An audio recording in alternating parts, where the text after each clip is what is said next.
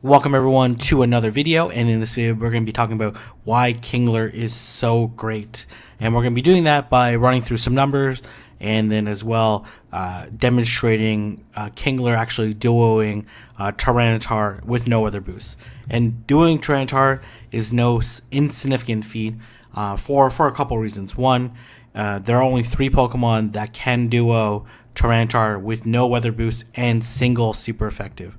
That includes Metagross with an amazing stat spread and one of the best charge moves in the game with Meteor Mash, and Kyogre, a legendary Pokemon, arguably one of the strongest legendary Pokemon in the game.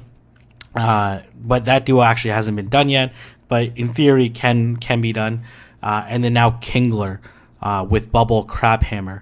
So that's a pretty elite company, and that includes Pokemon that also deal single super effective damage that are not on that list. That includes Garchomp, one of the best ground Pokemon in the game, Groudon, the legendary foe of Kyogre. That includes Mewtwo, Rayquaza, Roserade, a really great grass DPS Pokemon.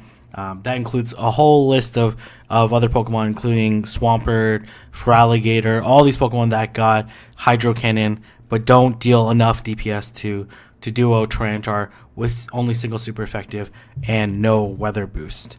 So why is Kingler so amazing? The first thing we want to look at is Kingler's stat spread. And, its defense is okay. Its stamina is absolute garbage.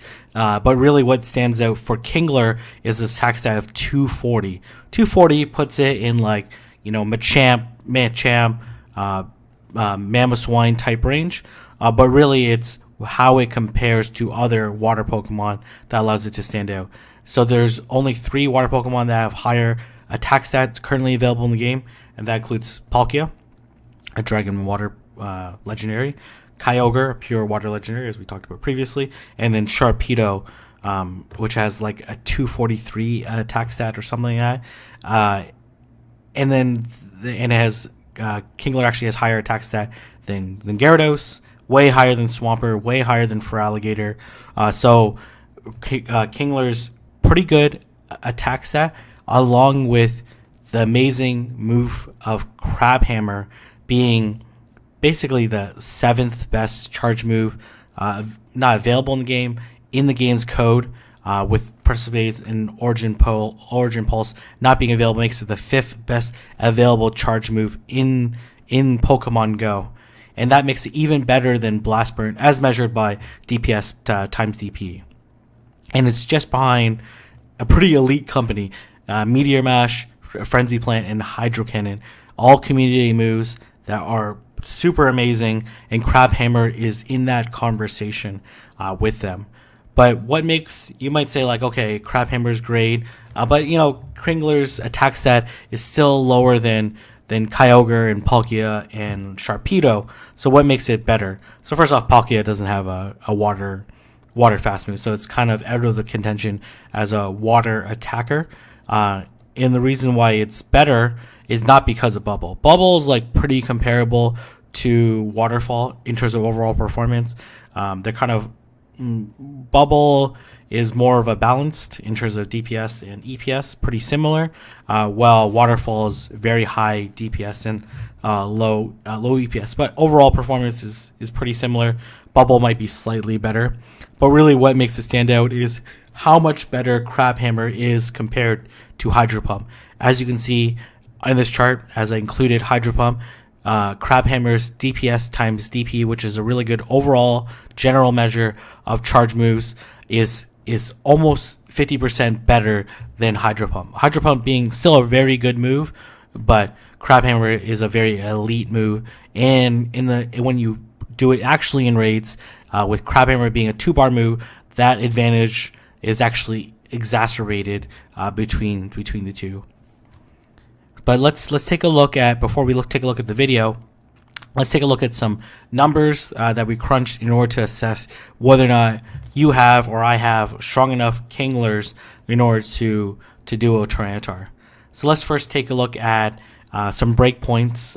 So what I've done here is I've used this website. One of my subscribers suggested I use this website, so decided to. and you put the Pokemon that you're using, in this case Kingler, you put the level that the Kingler's at, which is level 40, so it's maxed, Bubble and Crabhammer, which are both the fast and charge move that we're using, and then you'll see you put the attack stat, you put the weather, in this case no weather boost, you put the best friend, or the friendship bonus in this case is at 15%, and then you put the raid boss and then the tier, and you'll see that the Kingler's attack IV is hard enough to reach the final breakpoint of Bubble on 16 against a tier 4 raid boss of Tyranitar. And then you basically just toggle this down. You'll see 14's high enough, 13's high enough, 12 is high enough, and 11 is where it actually breaks to 15.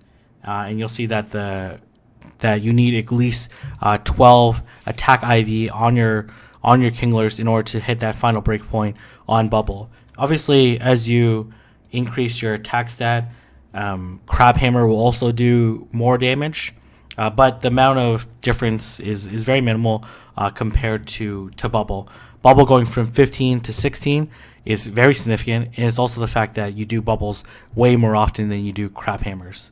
And going from like 105 damage to 106 damage is not that big a deal, but it may make a difference in really close raids.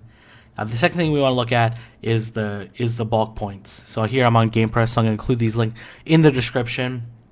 So what we're going to do here is we're going to put Kingler, we're going to put our IV spread, we're going to put Tyranitar as the raid boss, and then it automatically calculates that it's a tier 4 raid boss. Or in this case, kind of matters, but anyways, it's fast moves of Iron Tail and Fire Blast, and then you'll see it's Sunny Weather, and then you click on Calculate, and you'll see that it reaches the final bulk point at 36.5 when it has 15 defense and 15 stamina IVs, where it can survive 7 Iron Tails and then 1 Fire Blast, and it leaves Kingler with 1 HP left, which you'll see in the video is pretty crucial at some points in times. So a couple of my Kinglers have 13 defense, and you'll see that it makes no difference, still the same calculations, but also a couple of my Kinglers have 13 HP, and you'll see that you need to put it at 37.5. So as long as your Kinglers have 12 attack, and as well as maxed out, with a decent IV, defensive IV and HP IV spread, probably higher than 11 or 12, then you should be pretty good. But let's actually take a look at the particular duo in terms of on Pokeballer.com, and you'll see that we're going to be doing Sunny Weather because that was the weather that was available. We're going to do Iron Tail Fire Blast, and we're going to scroll down to Kingler, and you'll see Kingler is the 19th best counter based off the estimator, not based off time to win. Obviously, has better time to win than Garchomp, but the estimator is also factoring whether or not you need to relobby and all that stuff. So you'll see that there's a 368 or something like that time to win with 14 feints. So if we click into this and you'll see that would make it a very difficult duo because there's only 360 seconds allotted between the two players that are in the duo, 180 seconds each, and then as well six Pokemon on your team times 2 is 12, so that makes it extremely difficult.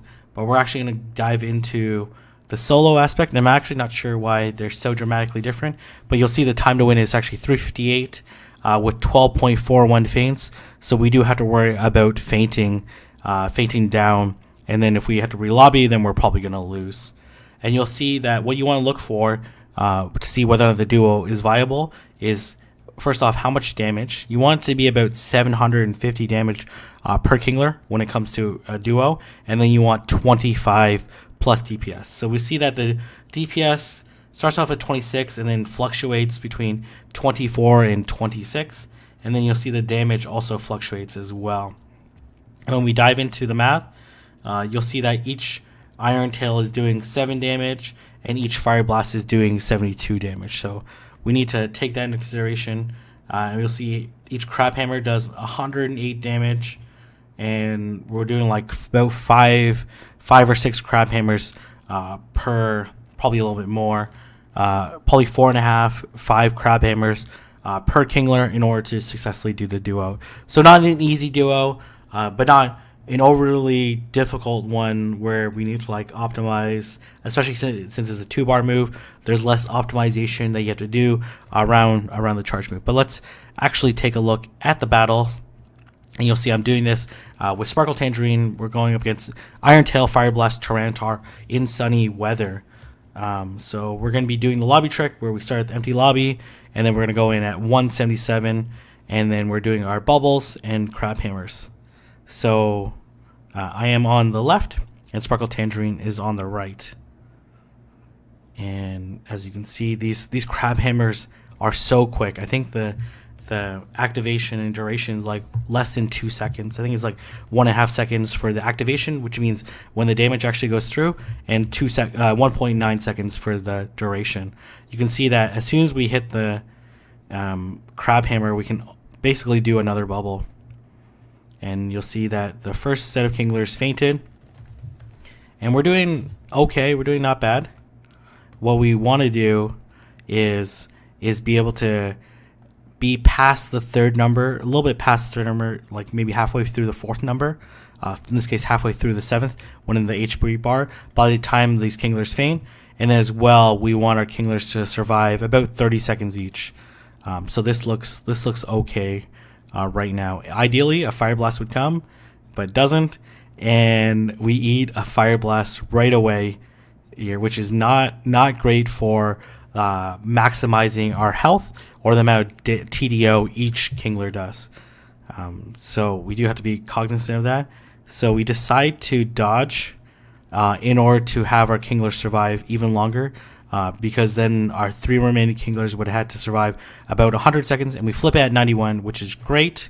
And as you can see, this 1 HP is coming to acceleration. We actually probably should have did the Crab Hammer, but we didn't, just because we're used to like longer duration charge moves.